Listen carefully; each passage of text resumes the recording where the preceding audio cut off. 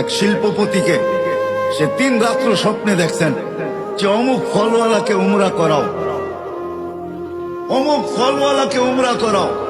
প্রথম দিন দ্বিতীয় দিন সে ভ্রুক্ষেপ করে নেয় যে হয়তো এটা এমনি দেখতেছি।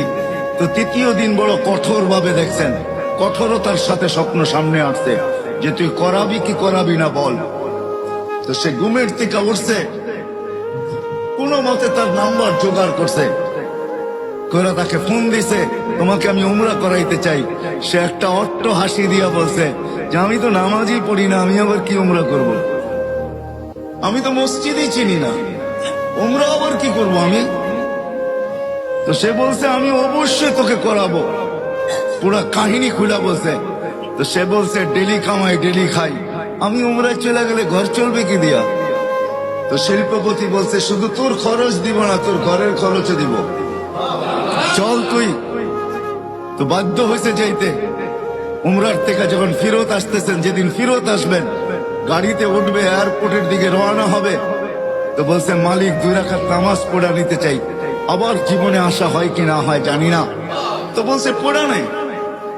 প্রথম রাকাত পুরা করছে, দ্বিতীয় রাকাতে যখন দ্বিতীয় সেজদায় গেছে আর ওঠে না, লম্বা সময় চলে গেছে, ওঠে না। শরীরে যখন হাত দিছে তো দেখে আর দুনিয়াতে নাই, চলে গেছে। তো শিল্পপতি ভাবতেছে মৌতটা আমার হইল না কেন, ওর হইল কেন?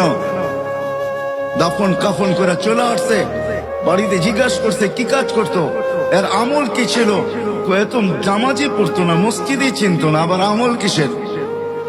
বলছে এরকম মৌত হলো তো হলো কি করে? কোন সূত্র অবশ্যই থাকবে। বলে সূত্র একটাই আছে, হয়তো হইতে পারে। বলে সেই সূত্র কি?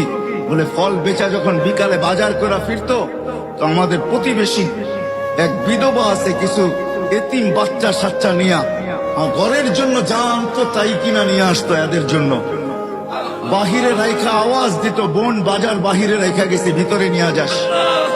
বলে এই আমলটাই তার ছিল।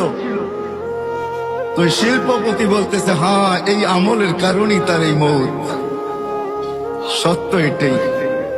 আমার কথা যদিও আমি বুঝাইতে পারতেছি না, সত্য এটাই। যাকে যা দিছেন। তো ওই ধনী ব্যক্তি এখনো বেঁচে আছে। সে বলে ঠিক আছে, তোমাদের দায়িত্ব আমি নিলাম যতদিন বেঁচে থাকবো, আর এই বিধবার বা দায়িত্ব আমি নিলাম যতদিন পর্যন্ত বেঁচে থাকবো। তোমরা শুধু আমার জন্য এতটুকু দোয়া করো যে আমারও যেন মৌত এর মতোই হয়, যে মৌত আমি সচক্ষে এর দেখলাম। ধনীকেও ধন দিছেন আল্লাহকে পাওয়ার জন্য।